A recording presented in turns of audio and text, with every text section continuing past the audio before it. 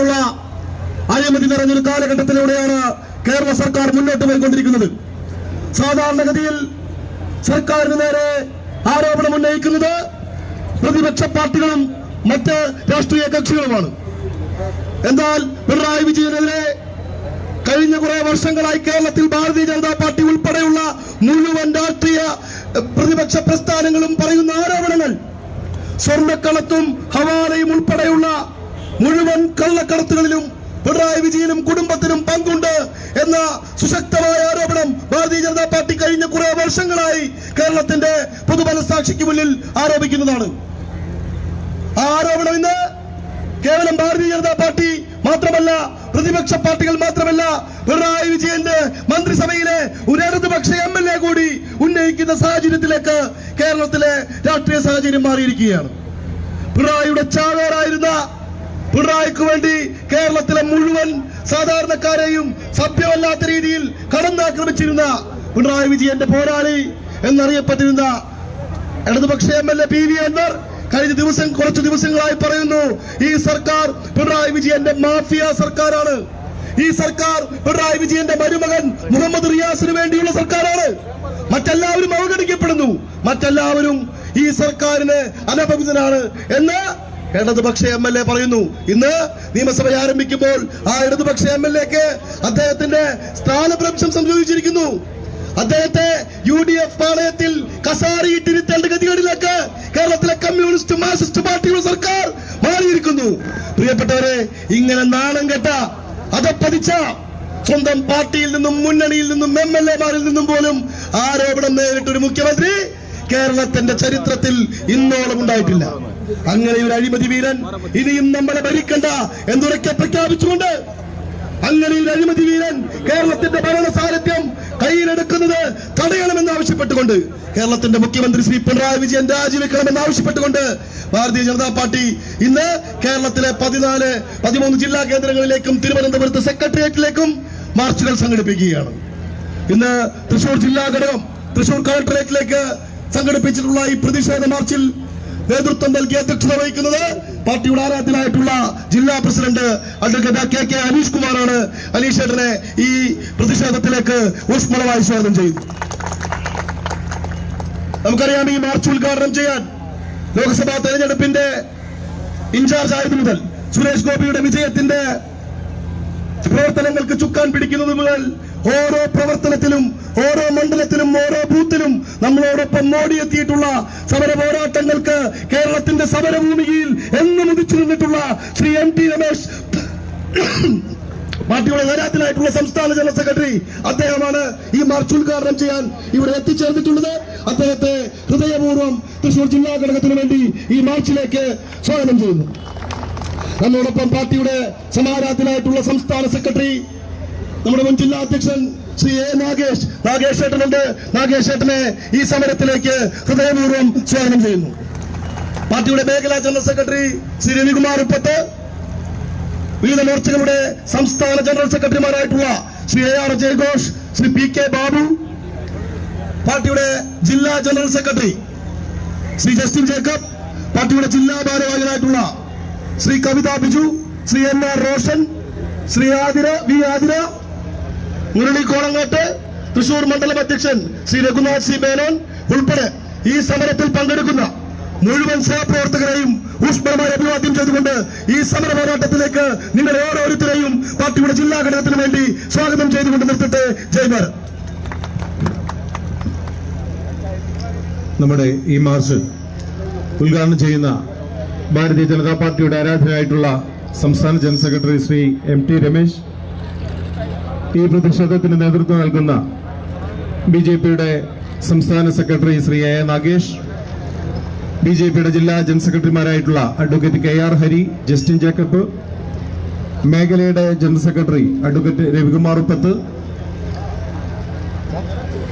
മറ്റ് ജില്ലാ ഭാരവാഹികൾ, മേഖലാ ഭാരവാഹികൾ, മോർച്ചയുടെ സംസ്ഥാന ജില്ലാ ഭാരവാഹികൾ, ഈ പരിപാടിയിൽ പങ്കെടുത്തുകൊണ്ടിരിക്കുന്ന പാർട്ടിയുടെ പ്രവർത്തകർ, മാധ്യമ പ്രവർത്തകർ, ഈ പരിപാടി വീക്ഷിക്കുന്ന പ്രിയപ്പെട്ട നാട്ടുകാരെ, എല്ലാവർക്കും നമസ്കാരം.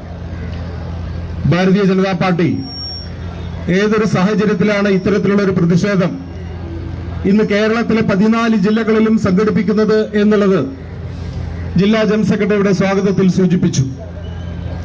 ഈ കേരളത്തെ മുച്ചൂട് മുടിച്ച പിണറായി വിജയൻ സർക്കാർ രാജിവെക്കണം എന്നുള്ളതാണ് ഇന്നത്തെ പ്രതിഷേധത്തിന്റെ ആവശ്യം.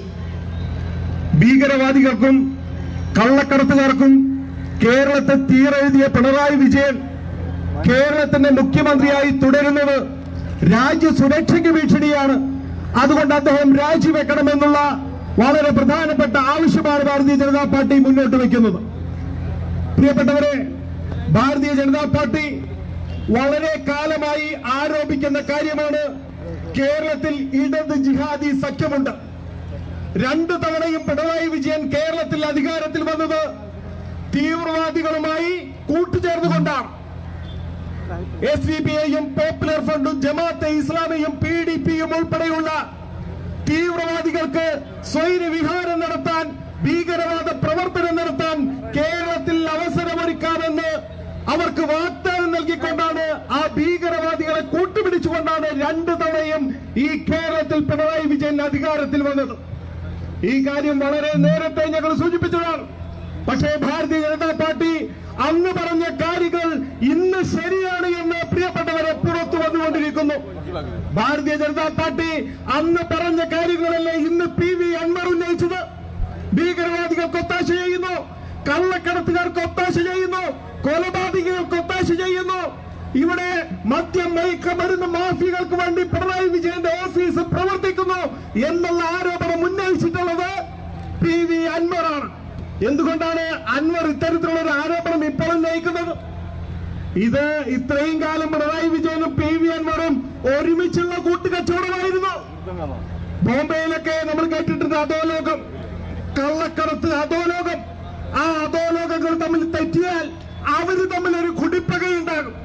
ആ കുടിപ്പക അതേ മോഡലിലുള്ള കുടിപ്പകയാണ് ഇന്ന് കേരളത്തിൽ നടന്നുകൊണ്ടിരിക്കുന്നത്. ആ അധോലോകത്തിന് നേതൃത്വം കൊടുത്ത പിണറായി വിജയനും PV അൻവറും തമ്മിൽ തെറ്റിയ സമയത്ത് ഇന്ന് 2 കൂട്ടരും പരസ്പരം ആരോപണം ഉന്നയിക്കുന്നു. ഒരു ഭാഗത്ത് അൻവർ ആരോപണം ഉന്നയിക്കുമ്പോൾ മറുഭാഗത്ത് പിണറായി വിജയൻ പറയുന്നു 150 കോടി രൂപയുടെ കള്ളപ്പണം പിടിച്ചു, 123 കോടിയുടെ മയക്കുമരുന്ന് മലപ്പുറത്ത് പിടിച്ചു, അത് തീവ്രവാദ പ്രവർത്തനത്തിന് കൊണ്ടുവന്നതാണ് എന്ന് പിണറായി വിജയൻ പറയുന്നു. PV അൻവർ പറയുന്നു ഇതെല്ലാം ചെയ്യുന്നത് പിണറായി വിജയനാണ്. പിണറായി വിജയൻ പറയുന്നു ഇതെല്ലാം ചെയ്യുന്നത് അത് PV അൻവറിന്റെ നേതൃത്വത്തിലുള്ള സംഘമാണ്. ഇത്രയും കാലം ഇവരെല്ലാം ഒരുമിച്ച് ചെയ്ത കാര്യങ്ങൾ പ്രിയപ്പെട്ടവരെ ഇന്ന് പുറത്തു വന്നുകൊണ്ടിരിക്കുന്നു. എത്ര അപകടകരമായിട്ടുള്ള സ്ഥിതിയാണ് കേരളത്തിൽ നടന്നുകൊണ്ടിരിക്കുന്നത്.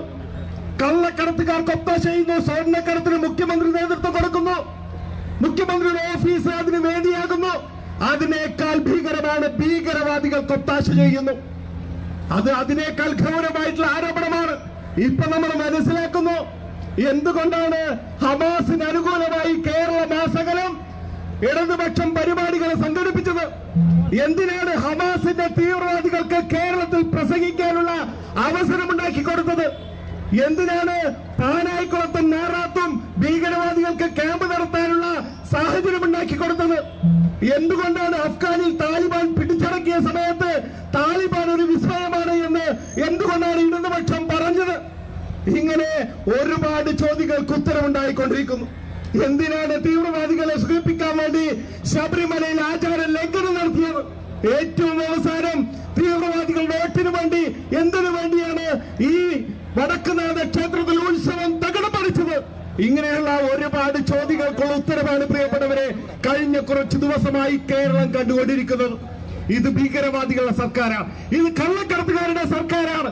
ഈ സർക്കാരിനെ കൊണ്ട് നാട്ടിലെ ജനങ്ങൾക്ക് ഒരു ഉപകാരവും ഉണ്ടാകാൻ പോകുന്നില്ല എന്നുള്ളത് ഇന്ന് നമ്മൾ മനസ്സിലാക്കുന്നു. ഈ രാജ്യം കണ്ട ഏറ്റവും വലിയ അപകടം വയനാട് നടന്നിട്ട് ആ അപകടത്തെ, ആ പ്രകൃതിക്ഷോഭത്തെ മുതലെടുക്കാനും അതിൽ നിന്ന് കട്ടുമുടിക്കാനും സമ്പത്തുണ്ടാക്കാനും വേണ്ടി ശ്രമിക്കുന്ന ഒരു ഭരണകൂടമാണ് ഈ കേരളം ഭരിച്ചുകൊണ്ടിരിക്കുന്നത്.